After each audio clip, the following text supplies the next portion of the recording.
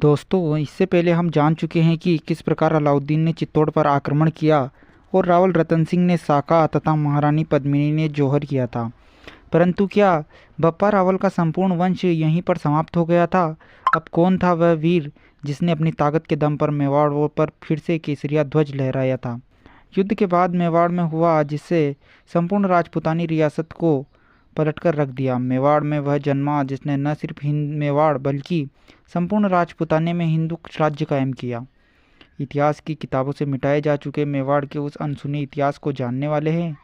अलाउद्दीन ने जीत के बाद चित्तौड़ के किले में प्रवेश किया। चित्तौड़ जलकर भस्म हो गया था। अलाउद्दीन ने चित्तौड़ की सत्ता को अपने 7 साल के बेटे खिज्र खां को सौंप दी और चित्तौड़गढ़ का नाम बदलकर खिजराबाद कर दिया। परंतु जब चित्तौड़ का युद्ध हो रहा था तब रावल रतन सिंह के रिश्तेदार और सिसोदिया गांव के ठाकुर लक्ष्मण सिंह जी अपने 7 बेटों के साथ युद्ध लड़ने आए थे, जो बप्पा रावल के सीधे वंशज थे। शत्रु सेना से लड़ते हुए और उनके 6 बेटे तो शहीद हो गए, परंतु एक बेटा अजय सिंह युद्ध में बुरी तरह घायल होने के बाद युद्ध भूमि से बाहर निकल गया। अजय सिंह कई सालों तक जंगलों में भटकते रहे। चित्तौड़ के युद्ध ने उनके हाथ और पांवों को बेकार कर दिया था। इन्हीं दिनों चित्तौड़ में मुंजा बालीचा नाम का एक डकैत हमला करता था। उसने धीरे धीरे मेवाड़ में डकैतियाँ करनी शुरू कर दी। मुंजा पर सुल्तान अलाउद्दीन का हाथ था, इस कारण वह पूरी आज़ादी के साथ चित्तौड़ में लूटपाट कर सकता था। भय से चित्तौड़ी जनता परेशान थी। एक रात मुंजा ने पहाड़ी पर बस्ती चित्तौड़ियों के घरों को लूटा और जंगल के रास्ते अपने ठिकाने की तरफ बढ़ रहा था। तभी रास्ते में एक 10 साल के लड़के ने मुंजा बलेचा को रोका और उसे द्वंद्व युद्ध की चुनौती दी।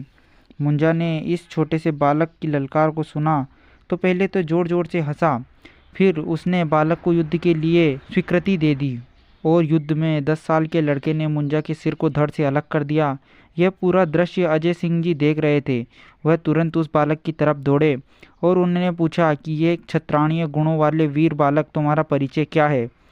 यह उस बालक ने बताया कि बप्पा के वंश से ताल्लुक़ रखने वाले इस सूर्यवंशी को हमीर कहते हैं।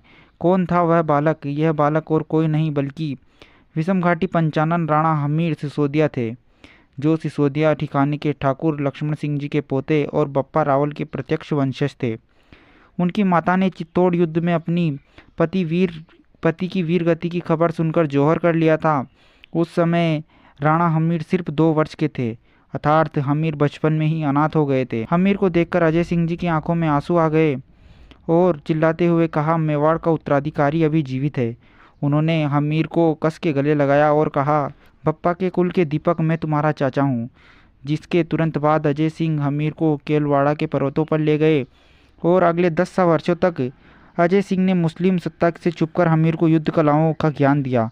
उन्हें गुरिल्ला युद्ध नीति का महारथी बनाया गया। हमीर रात दिन युद्ध कलाओं का अभ्यास करके वह सोना हो गए थे। और इधर मेवाड़ की अलाउद्दीन खिलजी की बेटा खिज्र खां चित्तौड़ किले को छोड़कर वापस दिल्ली चला गया था, क्योंकि शासन करे तो करे किस पर जनता सारी इधर उधर हो गई थी। अलाउद्दीन ने तुरंत मेवाड़ की सत्ता अपने एक सेवक मालदीव सोनगरा को दे दी। यही साल था जब हमीर सिंह को बड़ा हुआ। ठाकुर अजय सिंह जी ने इस समय हमीर का राज तिलक करते हुए उन्हें मेवाड़ के राणा घोषित कर दिया। यह खबर संपूर्ण मेवाड़ियों के बीच आग की तरह फैल गई कि मेवाड़ का असली उत्तराधिकारी अभी जीवित है। समस्त राज्य की जनता, सामंत सरदारों ने केलवाड़ा के पर्वतों पर पहुंचना शुरू कर दिया।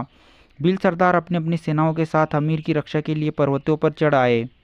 मेवाड़ी जनता ने भी पर्वतों पर हमीर का दरबार लगा दिया। भीलों ने अपने अपने राजन से युद्ध का आदेश मांगा। राजपूत सामंत और सरदारों ने हमीर को वह काल याद करवाया जब हजारों राजपूत और मेवाड़ी जनता को खिलजियों द्वारा किस कदर मारा गया था। इन सब बातों से हमीर गुस्से की आग से तप उठे। उन्होंने अपने समस्त सरदारों को सेना तैयार करने का आदेश दिया।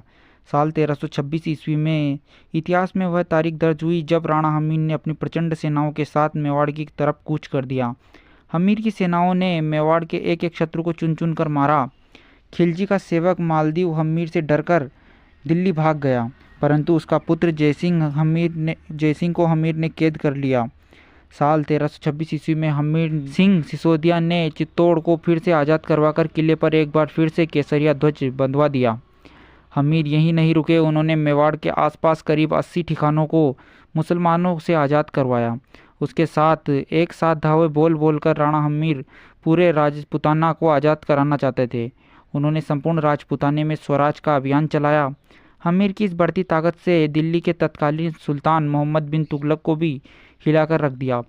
तुगलक ने हमीर को रोकने के लिए अपने विशाल लश्कर के साथ चित्तौड़ की तरफ बढ़ना शुरू कर दिया। साल 1336 ईस्वी में तुगलक सुल्तान मोहम्मद बिन तुगलक अपने विशाल लश्कर के साथ रवाना हुआ। 3 महीने के बाद लंबे सफर के बाद तुगलक सिंगोली नामक गांव पर पहुंचा। भयंकर बारिश की घोर रात्रि के कारण तुगलक ने इसी गांव को अपनी सेना का डेरा जमा दिया।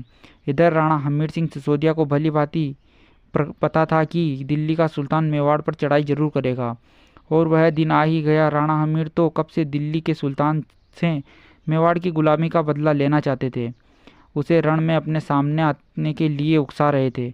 हमीर बड़ा चालाक और चौकन्ना योद्धा था। वह विषम परिस्थितियों में भी सिंह के समान हमला करता था। राणा हमीर सिंह ने तुगलक को एक भी मौका नहीं देना चाहते थे। तुगलक मेवाड़ की घेराबंदी करे उससे पहले ही राणा हमीर ने तुरंत सी अपने हुए मेवाड़ की तरफ बढ़ रही तुगलक की सेना पर गुरिल्ला युद्ध नीति से घनघोर प्रहार किया। सिंगोली के मैदानों में राणा हमीर की मुट्ठी पर राजपूताना सेना और भीलों के साथ मिलकर वह घर रात्रि में तुगलक सुल्तान की शाही सेना पर ऐसे जबरदस्त हमला किया कि शाही सेना के परखच्चे उड़ गए। रात्रि के अंधेरे में तुगलक की सेना आपस में लड़कर मरी। सुबह होते होते हमीर ने सुल्तान मोहम्मद बिन तुगलक को गले में जंजीर डालकर अपने घोड़े के पीछे बांध लिया और उसे पैदल सिंगोली के मैदानों से मेवाड़ लाकर 6 महीने तक कैद में रखा। इसके बाद 50 लाख सिक्के, 1000 हाथी और संपूर्ण राजपूतानी की आज़ादी की शर्त को लेकर दिल्ली के सुल्तान मोहम्मद बिन तुगलक को आज़ाद कर दिया। 6 महीनों तक दिल्ली का सिंहासन बिना किसी बादशाह के पड़ा रहा। राणा हमीर सिसोदिया अगर चाहते तो मेवाड़ की सूर्यवंशी हुकूमत कायम कर सकते थे, परंतु उन्होंने शत्रु के राज्य पर कभी कब्जा नहीं किया, क्योंकि उस समय दिल्ली संपूर्ण भारत की राजनीतिक केंद्र नहीं था। यह वही समय था जब जिसकी भुजाओं में ताकत थी वह भारत का शक्तिशाली केंद्र बन सकता था, जो कि इस वक्त राणा हमीर सिसोदिया थे। हमीर के जीवित रहते दिल्ली के किसी भी सुल्तान ने पुनः मेवाड़ पर या हिंदू रियासत पर कदम रखने का साहस नहीं किया। अगले 74 साल की उम्र में राणा हमीर सिंह स्वर्ग की ओर प्रस्थान कर गए। राणा हमीर सिंह सिसोदिया के काल में मेवाड़ सहित संपूर्ण राजपूताना को एक बार फिर हिंदू राज्य बना दिया। जब हमीर सिंह सिसोदिया को मेवाड़ का राजा घोषित किया गया, तब हमीर के चचेरे भाई सज्जन सिंह जी मेवाड़ छोड़कर महाराष्ट्र चले गए। सज्जन सिंह जी ने महाराष्ट्र में एक और नए राजवंश की स्थापना की। राणा हमीर के काल में दक्षिण भारत में एक ताकतवर हिंदू राज्य विजयनगर हिंदू राज्य की स्थापना हुई। हमीर के राज्याभिषेक के बाद ही मेवाड़ में राणा शाखा की स्थापना हुई। हमीर के वंशजों में राणा कुंभा, राणा सांगा, महाराणा प्रताप जैसे कई बाहुबली योद्धाओं ने जन्म लिया। तो दोस्तों, आज का वीडियो हम यहीं ख़त्म करते हैं। अगर आपको इस वीडियो से कुछ भी सीखने को मिला हो तो वीडियो को लाइक और शेयर करना बिल्कुल भी ना भूलें दोस्तों। और अगर इस चैनल पर पहली बार आए हो तो चैनल को सब्सक्राइब करें और मिलते हैं अगले वीडियो में। तब तक के लिए जय हिंद, जय भारत।